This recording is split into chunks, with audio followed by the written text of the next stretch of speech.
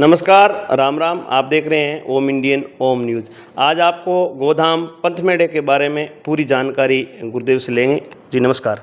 जय गो माता, जय गोपाल। राम राम सा। श्री गोधाम महातीर्थ पथमेड़ा सन 1993 में गीता जयंती के दिन स्थापित हुआ। 8 गो माताओं से स्थापित होने वाला यह गो सेवा प्रकल्प संस्थापक परम श्रद्धेय गुरु ऋषि स्वामी श्री दत्त शरणानंद जी महाराज की पावन प्रेरणा से लगभग 3 दशक से भी अधिक समय व्यतीत हो गया है। लाखों गोवंश की सेवा शुश्रूषा इस संस्थान के माध्यम से पूज्य भाव से हुई है। वर्तमान समय में भी 1.5 लाख से भी अधिक निराश्रित गोवंश 65 गो सेवा प्रकल्पों के माध्यम से ग्वालों की पूज्य भाव की सेवा प्राप्त करते हुए यह दिव्य गो सेवा महायज्ञ संचालित हो रहा है। विगत 3 दशकों से भी अधिक काल में लाखों गोभक्त, गोपालक हुए, गोव्रती हुए और भारत की मध्य प्रदेश, राजस्थान, उत्तर प्रदेश, उत्तराखंड, गुजरात, महाराष्ट्र सहित अनेक राज्यों में वहाँ की स्थानीय सरकारें पूज्या गोमाता के लिए शासकीय अनुदान गोग्रास के रूप में भी प्रदान कर रही है। यह गोधाम महातीर्थ पथमेड़ा के सार्थक एवं सत् प्रयासों का ही फल है।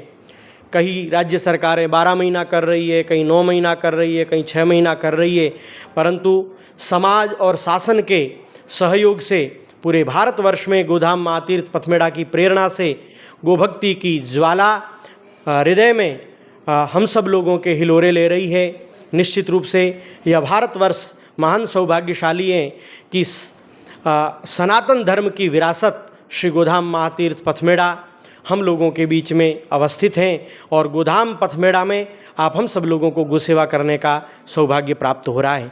जय गो माता। गुरुदेव, एक बात पूछना चाहता हूँ। आजकल के युवा है जो सोशल मीडिया की तरह जा रहे हैं, कहीं दूसरी जगह घूमने जा रहे हैं, तो क्या गौ माता जैसा इतने शानदार ये गोतीर्थ बना हुआ है, यहाँ बच्चों को आना चाहिए और गौ माता की किस प्रकार सेवा होनी चाहिए? क्या बाहर से टूरिज्म भी यहाँ पहुँचते हैं देखने के लिए?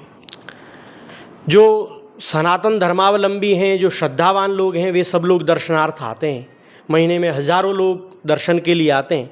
विशेष करके युवाओं से आग्रह है कि पूज्या गोमाता सकारात्मक ऊर्जा का सृजन करती है। आप सब लोगों की जानकारी के लिए मैं निवेदन करूंगा कि जिस समय कोविड की भयंकर महामारी थी, उस समय विदेशों में एक ट्रेंड चला था कि पूज्या गोमाता के आलिंगन करें, गोमाता का आलिंगन करें, जिससे बीमारियां नष्ट होगी। इसका मतलब वर्तमान के विज्ञान ने भी यह स्वीकार किया है कि पूज्या गोमाता सात्विक एवं सकारात्मक ऊर्जा का संचार करती है। आज का युवा केवल सोशल मीडिया के माध्यम से पाश्चात्य शैली का अंधानुकरण करते हुए वह अपने तन, मन एवं मस्तिष्क को खराब करता है। अपितु सोशल मीडिया का भी सार्थक उपयोग हो सकता है और हमारी युवान जो जवानी है, इसका भी सत उपयोग हो सकता है। तो हमें पूज्या गोमाता से सकारात्मक ऊर्जाएं खूब प्राप्त होती है। गाय के समीप रहने वाला, गाय के पास रहने वाला व्यक्ति हर पल ऊर्जा से लबरेज रहता है, भरपूर रहता है, उसके अंदर सकारात्मक ऊर्जाएं रहती है। तो युवा और सभी मानव मात्र से आग्रह है कि पूज्या गोमाता के समीप रह करके उनका मंगलमय आशीर्वाद, अहिलौकिक और पारलौकिक दोनों आशीर्वाद प्राप्त हो सकते हैं।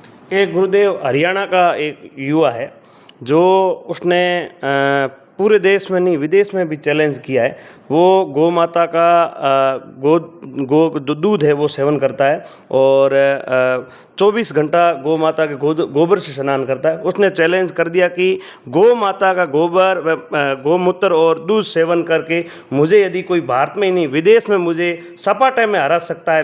अभी तक उसका चैलेंज किसी ने स्वीकार नहीं किया। ये गौ माता की ताकत है। उस लड़के ने खूब जगह बागेश्वर गुरुदेव के सामने भी उन्होंने सपाटे मारे और वो लोग सोच रहे कि इस प्रकार कैसे ताकत आ गई, उतनी उसके शरीर से धुआं निकलता है।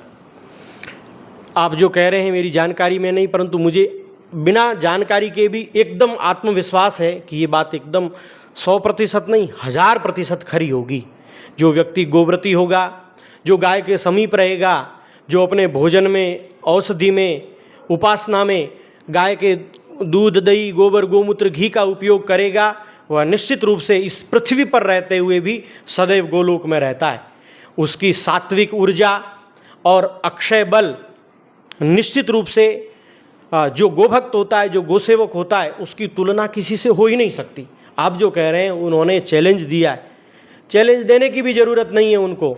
वे निश्चित रूप से पूज्या गोमाता के पुत्र हैं और गोमाता की कृपा है तो वे अजेय हैं और अनंत बल के भागी होंगे, ऐसा मैं विश्वास करता हूँ। धन्यवाद।